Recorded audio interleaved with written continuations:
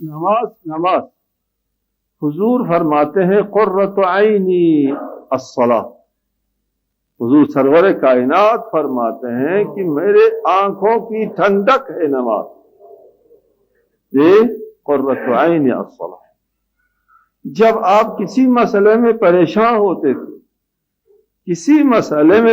ہوتے تھے تو نماز کا وقت نزدیک ہوتا تو بلال سے فرماتے تھے ارحنی یا بلال، بلال مجھے پہنچا دو، مجھے آرام پہنچاؤ، یعنی اذان دے دو تاکہ مجھے سکون ملے. نماز کے لیے بلانے سے سکون ملتا ہے. ارحنی یا بلال، بلال مجھے راحت پہنچاؤ، مجھے آرام پہنچاؤ، مجھے سکون پہنچاؤ. جہاں کہیں کوئی پریشانی ہوتی تو بلال سے فرماتے اذان دے دو نماز کے لیے.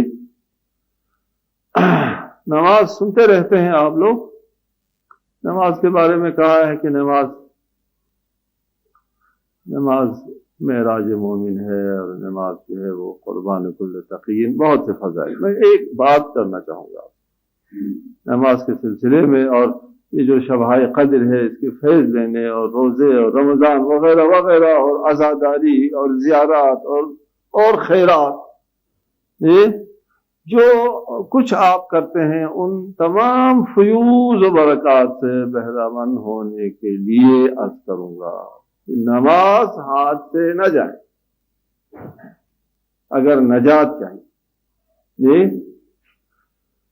ہم اس سلسلے میں جو آپ سے گفتگو کرتے ہیں کہ نماز کی جو اہمیت ہے، نماز کا جو مقام ہے، اس یقین کے ساتھ آپ سے ذمہ داری کے ساتھ بات کرتے ہیں جو یقین ہم کو خود مذہب اہل بیت کے اوپر اسی درجے کی یقین کے ساتھ گفتگو کرتا ہوں کہ اگر آپ کے ہاتھ میں نماز ہے تو آپ مومن ہیں. مومن کی علامت یہ ہے کہ وہ نمازی ہوتا ہے.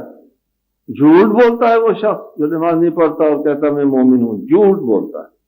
100% نہایت ذمہ داری سے کہتا ہوں کہ وہ شخص جھوٹا ہے، نماز نہیں پڑھتا اور کہتا میں مومن ہوں.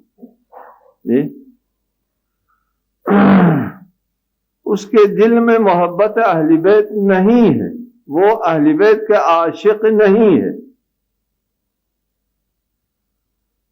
وہ خدا کا عاشق نہیں ہے، وہ خدا اور توحید کو تسلیم نہیں کرتا. تسلیم نہیں کرتا. ایک صاحب سنا رہے تھے کہ جی میں بہت مانتا ہوں اہل بیت کو، میں مانتا ہوں علی کو مانتا ہوں. صاحب سناتے ہیں کہ میں نے کبھی کسی بچے سے کہا، بچے نے کہا تھا کہ ابو مجھے کوئی چیز لے کر دے دو. تو میں نے وعدہ کیا بچے سے کہ میں لے کے دے دوں گا. آدمی بھول گیا، نہیں دے سکا.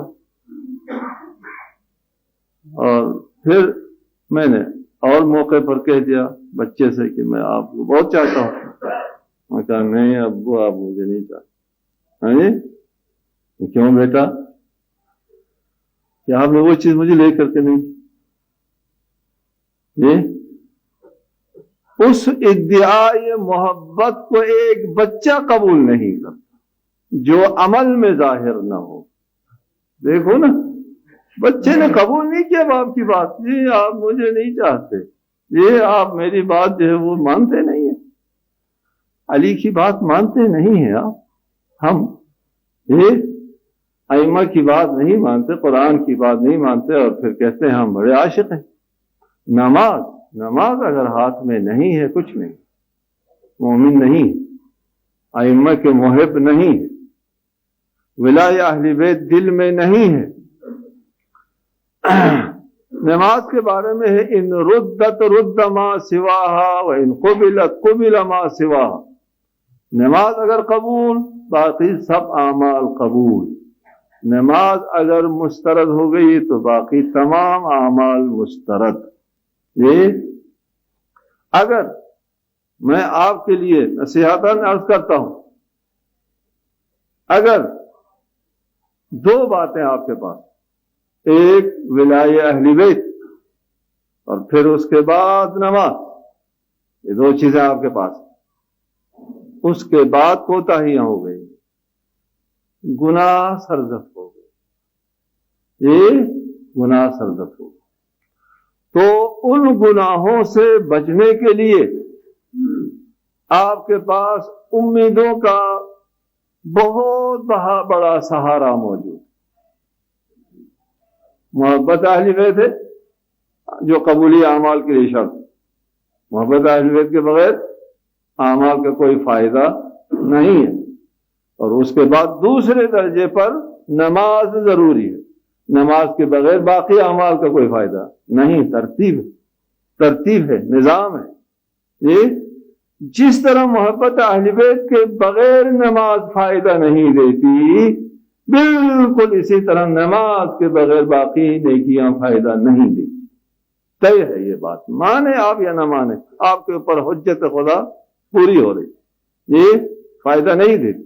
لیکن اگر نماز آپ کے ہاتھ میں، محبت اہل بیت ہاتھ میں، اس کے بعد جو کوتاہی سرزد ہوتی ہے اس سے نکلنے کے راستے مل جاتے ہیں۔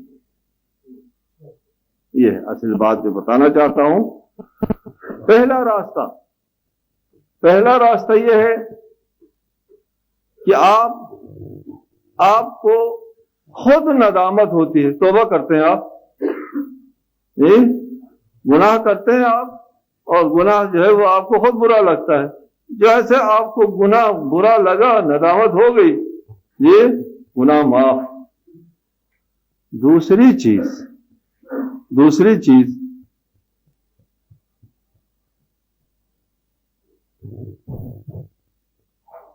نیکی جو ہے، نیکی برائی کو مٹا دیتی ہے۔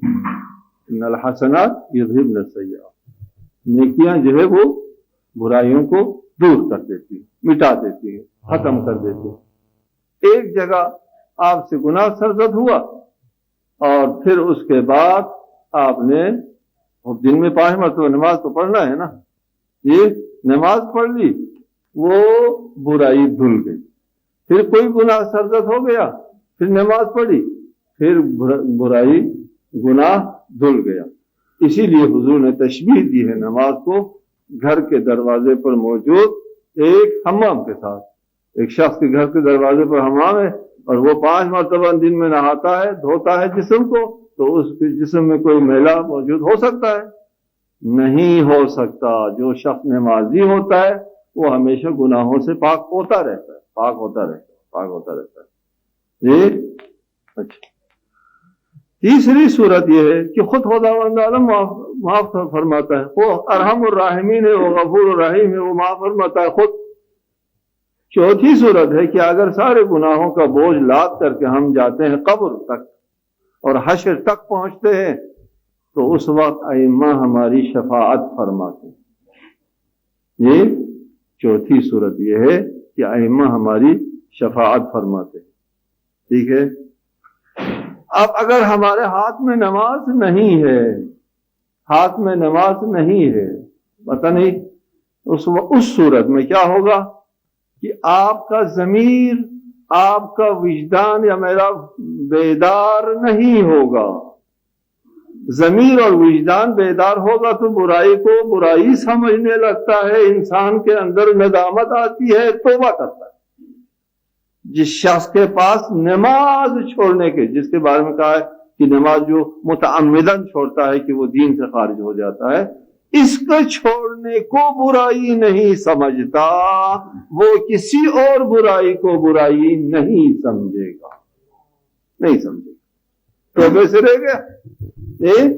اور پھر باقی جو گناہ سرزد ہوتے رہتے ہیں دن میں، وہ کس سے دھلتا تھا؟ نیکیوں سے دھلنا تھا۔ ایک تو خود نماز کے ذریعے دھلنا تھا، اور ایک نماز کے علاوہ جو نیکیاں ہوتی ہیں ان کے ذریعے دھلنا تھا۔ تو نماز تو پڑھتا نہیں ہے، جب نماز نہیں پڑھتا ہے باقی نیکیاں بھی قبول نہیں ہے، کس چیز سے دھلے میرا گناہ؟ کوئی ذریعہ نہیں ہے گناہ دھلنے کا، کوئی ذریعہ نہیں ہے۔ اور پھر قیامت کو، حشر کو پہنچ جاتے ہیں، محشر میں حاضر ہو جاتے ہیں، ائمہ کے پاس پہنچتے ہیں، امام جعفر صادق صلوات اللہ وسلم علیہ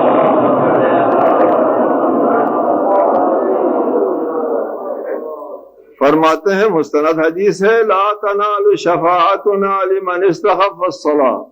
اب آپ سوچیں، مانتے ہیں نہیں مانتے ہیں آپ کی مرضی ہے، کہ اس شخص کو ہماری شفاعت نہیں پہنچے گی جو نماز کو حقیر سمجھے، پڑھتا ہے لیکن آخر وقت میں پڑھتا ہے، ہلکی ہلکی کر کے پڑھتا ہے یہ، اور رکوع اور سجدہ اور احکام وغیرہ کی پابندی نہیں کرتا اور ایسے ہی پڑھ دیتا ہے اپنی تسلی کے لیے. اس شخص کو نماز پڑھتا ہے لیکن نماز کو یہ حقیر سمجھتا ہے، اس کو ہماری شفاعت نہیں پہنچی، بالکل سرے سے نماز نہیں پڑھتا، وہ اصلاً کسی زمرے میں نہیں آتا. لہذا یہی عرض کرنا مقصد تھا کہ نماز کبھی بھی آپ کے ہاتھ سے نہ جائے، نماز ہاتھ سے نہ جائے. اگر آپ کے ہاتھ میں نماز ہے تو پھر اس کے بعد باقی چیزوں کے لیے اللہ تعالیٰ سے امید رکھیں گے، ان کے رحمتوں سے امید رکھیں گے، یہ دعاؤں سے، توبے سے، استغفار سے اور شفاعت سے امید رکھیں گے. اور شبہ قدر میں جہاں رحمتوں کا نزول ہوتا ہے ماہ رمضان میں، آپ ان گناہوں سے چھٹکارا حاصل کر سکتے ہیں. اللہ تعالیٰ کی بارگاہ سے دعا ہے کہ خداوند عالم ہم سب کو ان شبہ مبارکہ سے فیض حاصل کرنے کی توفیق عنایت فرمائے اور اس ماہ رمضان کے فیوز و برکات سے بہرور ہونے کی توفیق عنایت فرمائے، اور تمام مومنین و مومنات کو اللہ تعالیٰ اپنے حفظ و امان میں رکھیں. السلام علیکم ورحمۃ اللہ.